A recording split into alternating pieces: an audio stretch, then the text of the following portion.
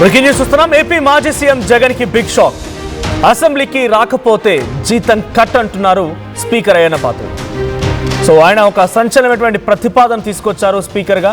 అసెంబ్లీకి రాని ఎమ్మెల్యేల జీతం కట్ చేయాలని కేంద్ర ప్రభుత్వానికి లేఖ రాశారు ఏపీ స్పీకర్ అయ్యన్న పాత్రుడు. అసెంబ్లీకి జగన్ తప్పక హాజరు కావాలని చెప్పి ఆయన అంటున్నారు.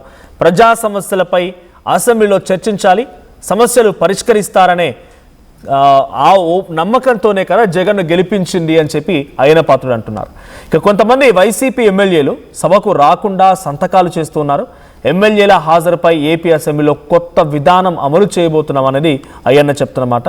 ఇక సీట్లో కూర్చుంటేనే ఆటోమేటిక్గా అటెండెన్స్, లేకుంటే హాజరు కానట్లే అని అయ్యన్న అంటున్నారు. ఈ నెల 17న బీఏసీ మీటింగ్లో అసెంబ్లీ సమావేశాలపై నిర్ణయం తీసుకోబోతున్నారు అయ్యన్న పాత్రుడు. అయితే జగన్ జీతం కట్ చేయడమే కాకుండా ఎమ్మెల్యే ఎవరైతే గైర్హాజరు అవుతూ సంతకాలు చేస్తున్నారో వాళ్ళ విషయంలో కూడా సీట్లో కూర్చుంటేనే ఆటోమేటిక్గా సంతకం పడిపోతుంది, అటెండెన్స్ పడుతున్న రకంగా ఆయన మాట్లాడుతున్నారు. అసెంబ్లీకి ప్రజలు పంపించిందే మీరు సమస్యను పరిష్కరిస్తారని, ఆ సమస్యలు అడ్రస్ చేయకపోతే ఎలా అని కూడా ఆయన ఒక రకమైనటువంటి వార్నింగ్ కూడా ఇచ్చారు, ఒక హితవు కూడా పలికారని చెప్పాలి. ఈ నెల 17వ తేదీన బీఏసీ మీటింగ్లో అయితే అసెంబ్లీ సమావేశాలపై నిర్ణయం తీసుకునే అవకాశం ఉంది. ఇంకోవైపు ఈ జీతం కట్టన అంశం పైన కేంద్రానికి కూడా ఒక లేఖ రాసుకొచ్చారు అయ్యన్న పాత్రుడు. దీనికి సంబంధించి అయ్యన్న పాత్రుడు మాట్లాడుకొచ్చారు. ఆయన ఏం మాట్లాడారో చూద్దాం. ఆ స్పీకర్ మీటింగ్ లో కూడా నేను లేవనెత్తాను. MLA, elected MLA, not a CM. Jaganmohan CM ఇప్పుడు ఏమన్నా ప్రతిపక్ష నాయకుడు కూడా కాదు, 11 వచ్చాయి. అంచేత ఒక ఎమ్మెల్యేగా అతను డ్యూటీ ప్రజలు ఎన్నుకున్నారు ఎమ్మెల్యేలని.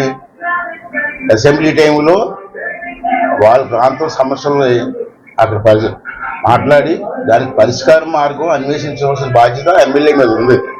అది ఎమ్మెల్యే డ్యూటీ. మరి నేను రాను, అసెంబ్లీకి రాను, చిన్నపిల్లడు అడుగుతాడు, చిన్నప్పుడు పాలు తాగను అన్నట్టు నేను అసెంబ్లీకి రాను అంటే ఎలాగండి కదా.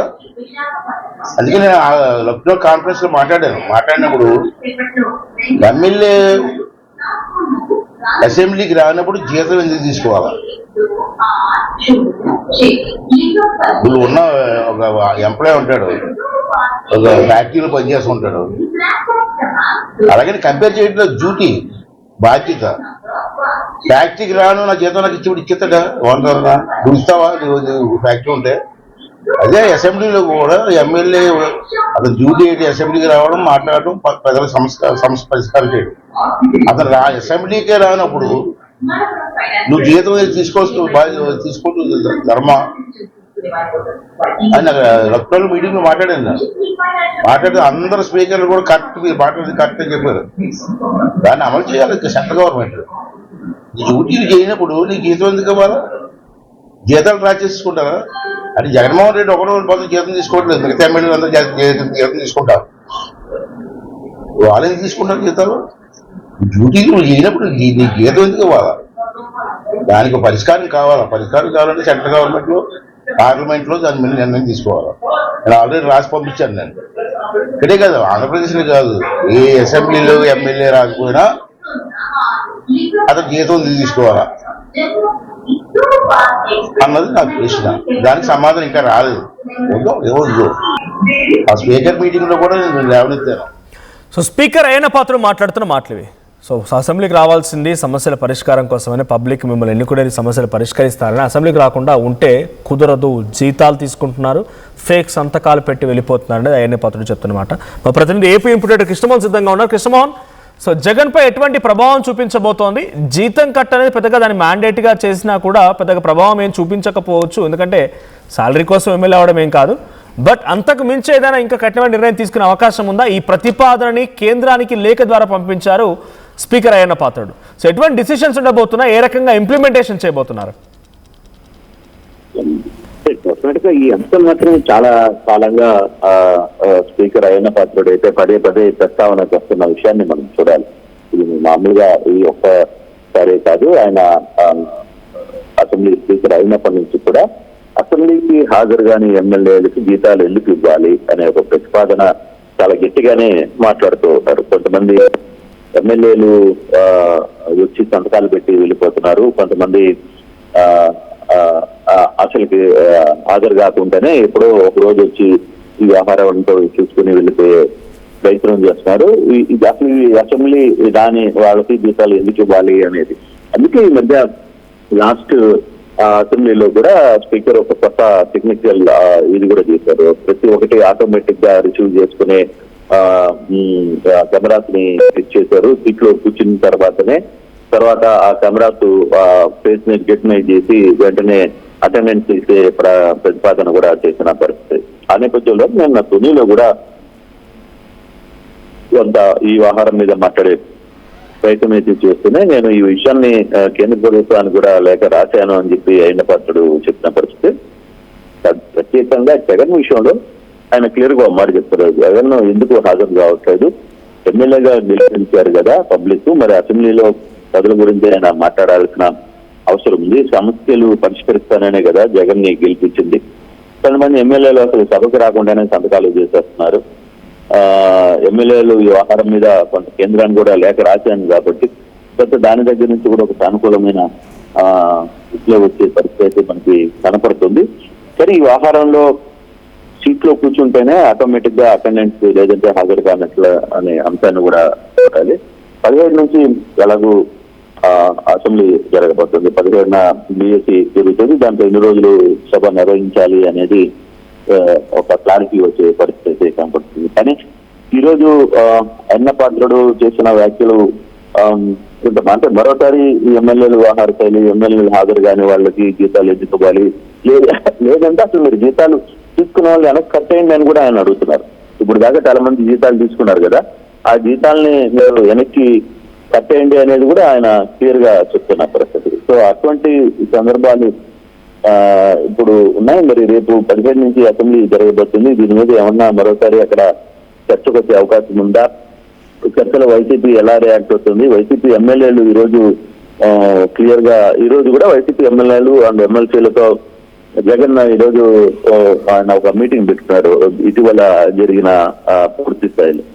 సో అంటే ఈ వ్యవహారం మీద ఏ రాష్ట్రంలో అయినా సరే అసెంబ్లీకి రాని శాసనసభ్యులు జీతం వెనక్కి తీసుకుని వచ్చేలా, అంటే ఇది ఆంధ్రప్రదేశ్ ఒకటే కాదు, ఆయన ఎక్కడైనా సరే ఏ రాష్ట్రంలో అయినా సరే ఇవి వెనక్కి ఇచ్చేయాలి. ఎమ్మెల్యేలు అసెంబ్లీకి రానప్పుడు వాళ్ళ డబ్బులు ఇచ్చేస్తే బాగుంటుంది అనేది ఆయన క్లియర్ గా చెప్తున్న పరిస్థితి. దానికే నేను పార్లమెంట్ లో చట్టం చేయాలనేది కూడా కేంద్ర ప్రభుత్వానికి గతంలో ఈయన నేరుగా వెళ్ళి ఒక లేఖ కూడా ఇచ్చేసి వచ్చారు.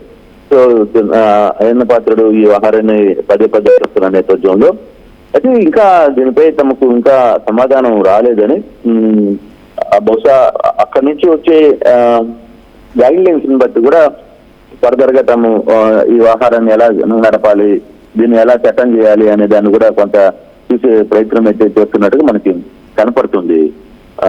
మనకి అయితే ఇప్పుడు దాని వల్ల రేపు జగన్ రేపు అసెంబ్లీకి అతనైతే అసెంబ్లీకి అయితే రాడు.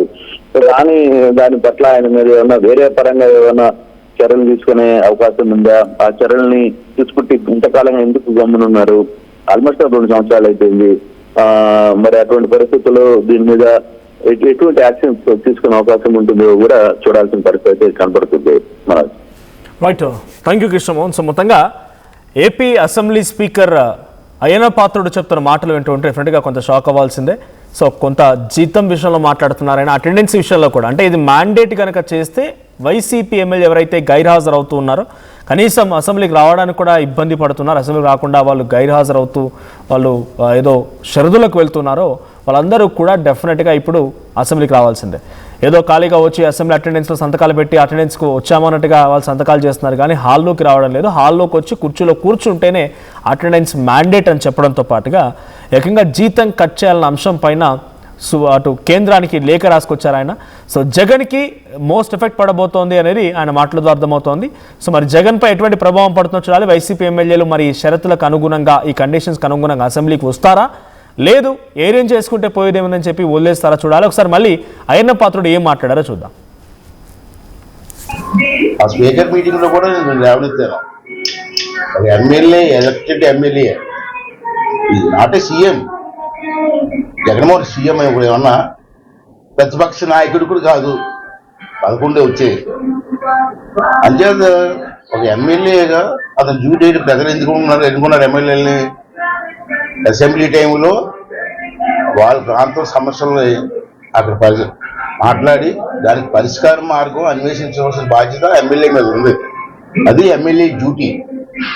మరి నేను రాను, అసెంబ్లీకి రాను, చిన్నపిల్లడు అడుగుతాడు చిన్నప్పుడు పాలు తాగను అన్నట్టు నేను అసెంబ్లీకి రాను అంటే ఎలాగండి కదా. అందుకే నేను లక్నో కాన్ఫరెన్స్ లో మాట్లాడినప్పుడు ఎమ్మెల్యే అసెంబ్లీకి రానప్పుడు జీతం ఎందుకు తీసుకోవాలా? ఇప్పుడు ఉన్న ఒక ఎంప్లాయ్ ఉంటాడు, ఒక ఫ్యాక్టరీలో పనిచేస్తుంటాడు, అలాగని కంపేర్ చేయడం డ్యూటీ బాధ్యత. ఫ్యాక్టరీకి రాను, నా జీతం నాకు ఇచ్చేస్తాడా? వందరన్నా నువ్వు ఇస్తావా? నువ్వు ఫ్యాక్టరీ ఉంటే అదే అసెంబ్లీలో కూడా ఎమ్మెల్యే అతను డ్యూటీ ఏంటి? అసెంబ్లీకి రావడం, మాట్లాడడం, ప్రజల సమస్య పరిష్కారం చేయడం. అతను అసెంబ్లీకే రానప్పుడు నువ్వు జీతం తీసుకోవచ్చు ధర్మ అని లక్నోలో మీటింగ్ లో మాట్లాడితే అందరు స్పీకర్లు కూడా కరెక్ట్, మీరు మాట్లాడేది కరెక్ట్ అని చెప్పారు. దాన్ని అమలు చేయాలి సెంట్రల్ గవర్నమెంట్. డ్యూటీలు చేయనప్పుడు నీకు జీతం ఎందుకు ఇవ్వాలా? జీతాలు డ్రా చేసుకుంటారా? అంటే జగన్మోహన్ రెడ్డి ఒకటో పదవి జీతం తీసుకోవట్లేదు, మిగతా ఎమ్మెల్యేలు అందరూ జీతం తీసుకుంటారు. వాళ్ళని తీసుకుంటారు జీతాలు. డ్యూటీలు చేయనప్పుడు నీకు జీతం ఎందుకు ఇవ్వాలా? దానికి పరిష్కారం కావాలంటే సెంట్రల్ గవర్నమెంట్ లో, పార్లమెంట్ లో దాని మీద నిర్ణయం తీసుకోవాలి.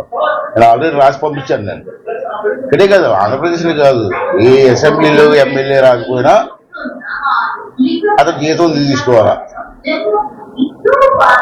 అన్నది